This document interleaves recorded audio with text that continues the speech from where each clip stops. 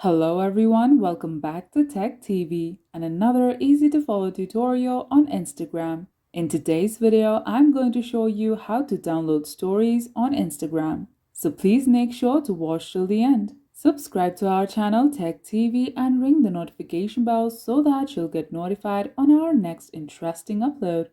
So let's get on with it. At first, open Instagram on your device and log in. Once you are at the home page, select the story you want to download and tap the three dots at the top right of the story. On the pop-up, tap Copy Link. Once you copy the link of the story, open a web browser on your device and go to snapinsta.app. This is an online Instagram downloader. Here, tap the story icon and paste the link that you copied.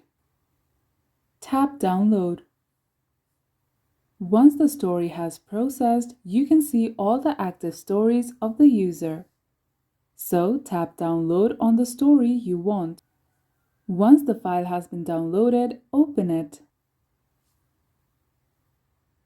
And that's how you download stories on Instagram. If you liked the video, please leave a like and let me know if you thought it was helpful in the comment section down below.